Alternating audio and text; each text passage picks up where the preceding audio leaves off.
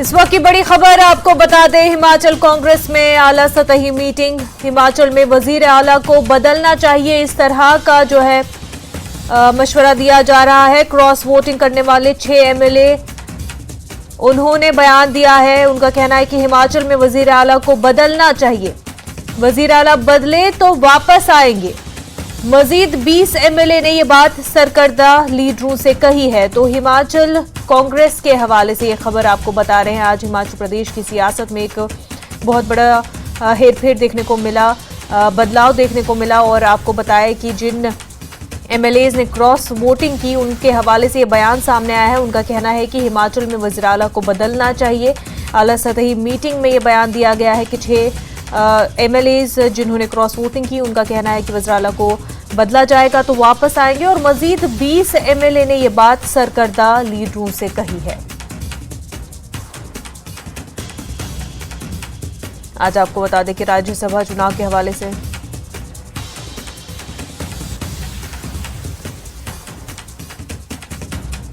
हमारे साथी पल्लवी घोष इस वक्त हमारे साथ जुड़ चुकी है। हिमाचल की सियासत में जिस तरह का ये बदलाव हम देखने को मिल रहा है और अब जो खबर सामने आ रही है, क्रॉस वोटिंग करने वाले एमएलए ये कह रहे हैं कि सीएम को बदला तो वापस आ जाएंगे। पल्लवी, इसको किस तरह से देखें? क्या ये पहले से ये समझा जाए कि इस तरह की प्लानिंग की जाती चुकी थी with in the Congress party ताकि सीएम को बदला जा सके? देखिए, कांग्रेस के अंदर अभी एक बैठक भी चल रही है, काफी मंथन भी चल रहा है। और मुझे जो अगर आप देखें, सुखविंदर सिंह सुक्खू के लिए बड़ा मुश्किल बढ़ता जा रहा है। अगर वो अपनी सरकार को बचाना चाहते हैं, अगर कांग्रेस के आला कमान सरकार को बचाना चाहते हैं, क्या वो इस दबाव पे आएंगे? जो 6 विधायक जिन्होंने क्रॉस वोटिंग की है, उन्होंने कहा है कि हम लोग आने के लिए वापस तैयार हैं, हम फिर से एक साथ काम करेंगे, लेकिन हमारी एक ही शर्त है कि मुख्यमंत्री को बदला जाए। लेकिन सिर्फ 6 ही नहीं, अब हमें जानकारी ये भी मिली है कि कम से कम 20 ऐसे विधायक हैं जिन्होंने इस बात की शिकायत की है कि सरकार और पार्टी में कोई तालमेल नहीं था। सुक्खू अपना ही कहते थे, अपना ही करते थे, वो कभी हमसे बात नहीं करते थे और कामकाज सही तरीके से नहीं चलता था। और ऐसे में अगर हम लोकसभा चुनाव में अच्छा प्रदर्शन करना चाहते हैं और अगर आप चाहते हो कि बीजेपी यहाँ सरकार ना बनाए, तो ऐसे में बहुत जरूरी है कि मुख्यमंत्री को बदला जाए।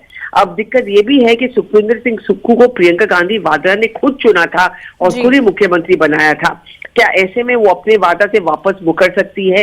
क्या कांग्रेस पार्टी के लिए ये फैसला लेना आसान होगा? क्योंकि अब उनके सामने एक ही रास्ता है, या तो सरकार गिरे या बीजेपी अविश्वास मत लाए। और अगर वो अविश्वास मत हार जाते हैं, क्योंकि ये भी हो सकता है कि ये 20 के 20 विधायक अब सरकार अपने ही सरकार के खिलाफ वोट देंगे और ऐसे में सुक्खू का सरकार गिर सकता है। तो ऐसे में कि अपने सरकार को बचाने के लिए ये शर्त मान ली जाए, ये सबसे बड़ी चुनौती है। बिल्कुल पल्लवी, और अब तक जिस तरह से प्रतिभा सिंह के भी बयानात आ रहे थे और वो लगातार कह रही थी कि जो पार्टी के लिए जो काम कर रहे हैं उनको उनका ड्यू क्रेडिट नहीं दिया जा रहा है, तो कहीं ना कहीं अपनी बात आला कमान तक पहुंचाने के लिए, ताकि उनकी जो बात है वो सुनी जा सके, इतना बड़ा जो है हमने चेंज आज देखा और इतनी बड़ी जीत बीजेपी को इस दौरान हासिल हुई है। ऐसे में अब आला कमान क्या सुन पाएंगे या अभी भी वही रवैया इख्तियार करना उनके लिए सही साबित होगा आने वाले चुनाव में? देखिए, जब चुनाव चल रहा था हिमाचल प्रदेश का, तभी हमें याद है कि प्रतिभा सिंह कहती थी कि मैं प्रमुख दावेदार हूँ, वीरभद्र सिंह की पत्नी हूँ, इसलिए मुझे मुख्यमंत्री बनाया जाना चाहिए।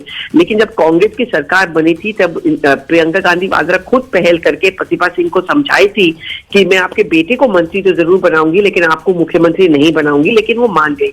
लेकिन वो मानना भी हमेशा से ऊपर से सुपरफिशियल मैं कहूंगी, क्योंकि उन दोनों के बीच में मतभेद हमेशा से रहा है और एक कभी बीच में झलक के आया है।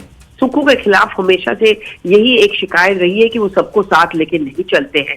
प्रतिभा सिंह ने ही एक चिट्ठी लिखी थी जहां पे उन्होंने ये शिकायत की थी कि पार्टी और सरकार में कोई तालमेल नहीं है।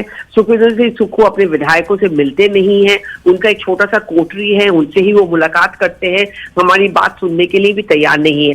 ये उनको आज एक मौका मिला है और इस मौके का फायदा वो जरूर उठाएंगे और इस बात को उठाएंगे कि अगर आप अपनी सरकार को बचाना चाहते हो तो आपको मुख्यमंत्री को बदलना पड़ेगा।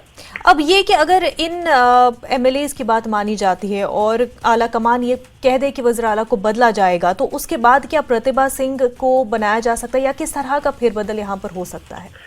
देखिए, दावेदार तो अभी भी बहुत सारे हैं। प्रतिभा सिंह बिल्कुल ही एक दावेदार है, क्योंकि जैसे मैंने कहा है कि वीरभद्र सिंह की पत्नी रह चुकी है, तो वो एक लेगेसी है। दूसरी इंटरेस्टिंग बात ये भी है कि हर्ष महाजन सबसे करीबी सलाहकार वीरभद्र सिंह के थे। ऐसे बहुत सारे पुराने कांग्रेस नेता हैं जो अभी भी हर्ष महाजन के संपर्क में हैं, उनके साथ उनका अच्छा तालमेल है, और इसका फायदा हर्ष महाजन हमेशा उठा भी पाएंगे। अगर उनको चुप करना है, इस बगावत को थोड़ा सा शांत करना है, तो ये भी एक विकल्प हो सकता है कि क्या प्रतिभा सिंह को बनाया जाए मुख्यमंत्री, या उनका कोई चहेते, उनका जो कोई सपोर्टर है। देखिए, अभी इस समय नाराजगी सुक्खू के खिलाफ है। इमीडिएटली कंसर्न एंड दबाव इन 20 विधायकों का यही है कि सुक्खू को बदला जाए। जी पल्लवी, अगरचे ये नाराजगी सिर्फ सुक्खू के खिलाफ है, तो क्या अगर फेरबदल, अगरचे सीएम बदला जाए, तो उसके बाद क्या कांग्रेस की सरकार हिमाचल में वो मजबूत मानी जाएगी, या कहीं ना कहीं बीजेपी के पास फिर भी ये मौका रहेगा आने वाले वक्त में भी कि चेंज किया जा सकता है, सत्ता बदली जा सकती हो? देखिए, इतिहास इस बात का गवाह भी ये है कि जब जब कोई भी पार्टी किसी भी आदमी के दबाव पे सरकार या मुख्यमंत्री बदलता है, इसका कोई गारंटी नहीं है कि सब कुछ ठीक हो जाएगा। अब 40 विधायक हैं, लेकिन आज कितनी कमजोर नजर आ रही है कांग्रेस की सरकार हिमाचल प्रदेश में, वो राज्यसभा चुनाव के परिणाम से ही साफ हो जाता है।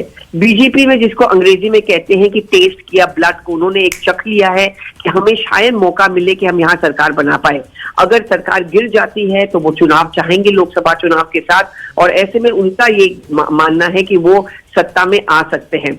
लेकिन ये कोई गारंटी नहीं है, और शायद टॉप लीडरशिप के दिमाग में ये बात भी होगा कि अगर कोई गारंटी नहीं दे सकते कि सुक्खू के जाने से हमारी सरकार बच सकती है, क्योंकि आने वाले दिनों में भी खतरा मंडराता रहेगा, तो शायद वो कन्विंस करने की कोशिश करेंगे विधायकों को कि सुक्खू अपना कामकाज बदलेंगे। पंजाब का मिसाल आपके सामने है। कैप्टन अमरिंदर सिंह को मौका दिया जाता था, वहां पे भी मुख्यमंत्री को बदला गया था दबाव पे, लेकिन वो अपनी सरकार को नहीं बचा पाए, दोबारा सत्ता में नहीं आ पाए। तो ये खतरा हमेशा से है, खतरा जो है बना रहेगा। ऐसे में अगर हम देखें, राज्यसभा की जीत जो है बीजेपी के खाते में आ चुकी है, और पिछले लोकसभा की अगर हम बात करें तो उसमें भी बीजेपी ने जिस तरह की जीत दर्ज की, उस स्ट्रॉन्ग पोजीशन है पिछले लोकसभा की हिमाचल में बीजेपी की, तो आने वाले लोकसभा चुनाव में क्या फिर से ही वो सिचुएशन दोहराई जाएगी? देखिए, मुझे लगता है राज्यसभा चुनाव का जो आज परिणाम हुआ है, इसका फायदा पूरी तरह से बीजेपी को लोकसभा चुनाव में जाएगा।